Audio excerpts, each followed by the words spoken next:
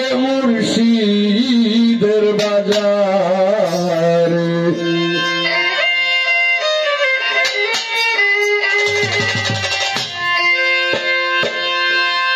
বিক্রি করে নিজেরে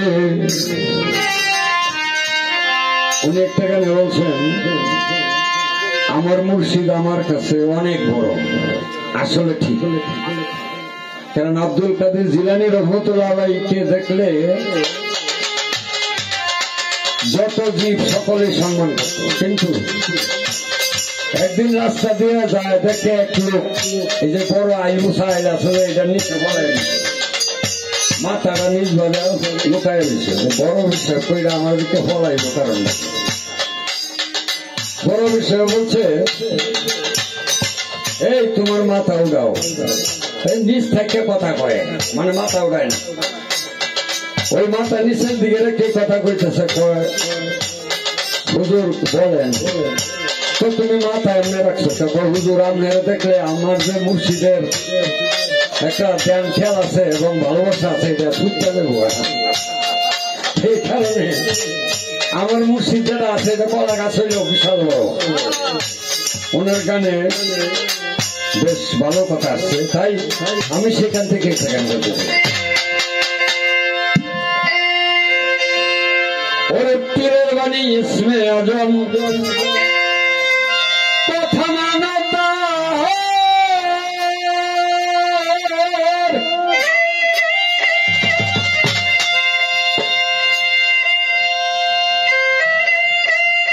কান্দারি হয়ে তিনি দিবেন সকল ভার। ওরে আজরাইলের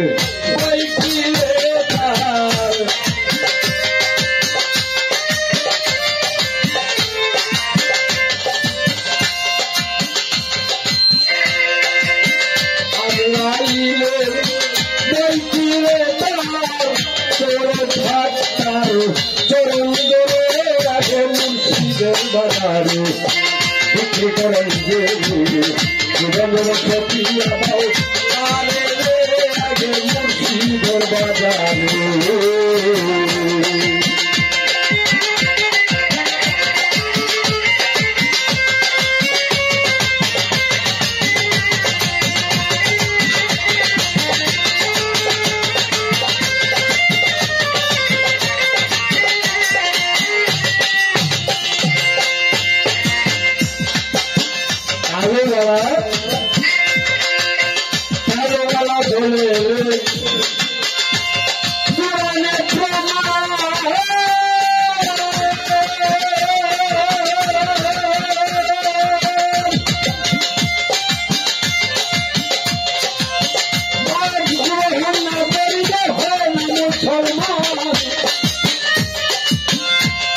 কারণ কিছু ভাই যারা জ্ঞানী মানুষ গানের কথা কিন্তু কোরআন থেকেও আসে।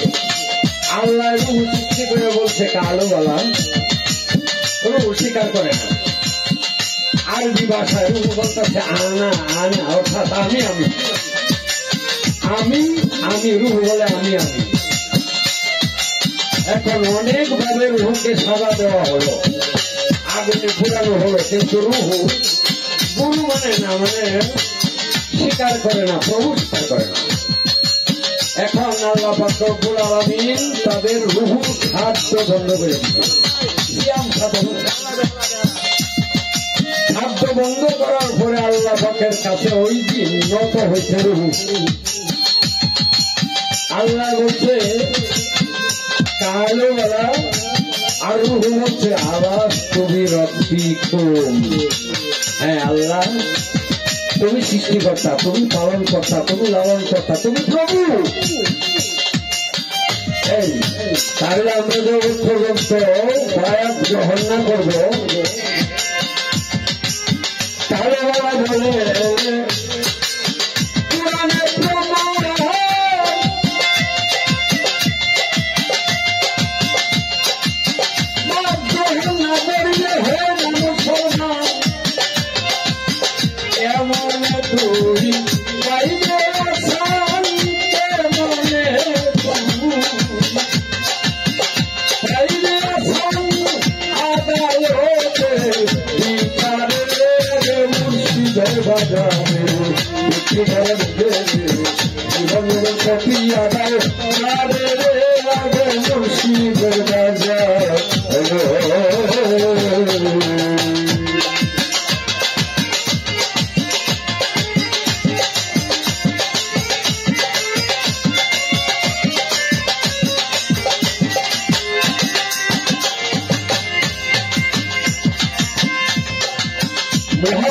করিয়া বানাইলে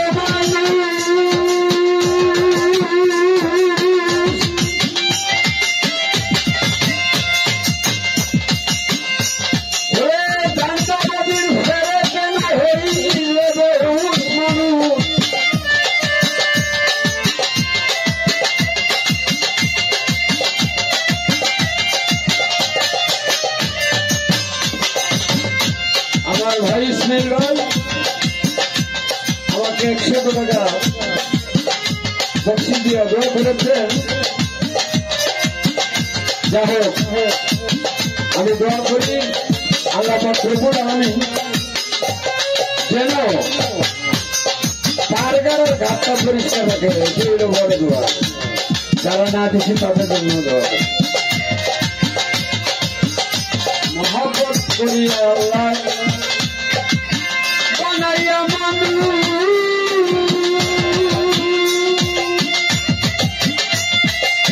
কান্দাবাদীর ছেলে কেনা হইনি বহু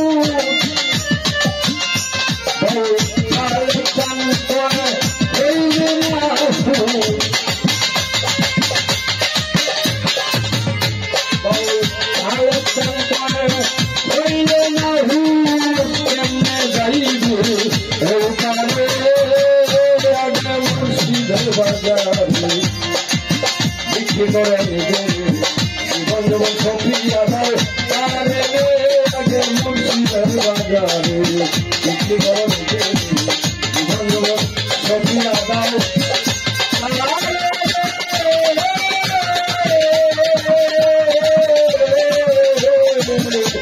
আগে মুর্শিদের বাজারে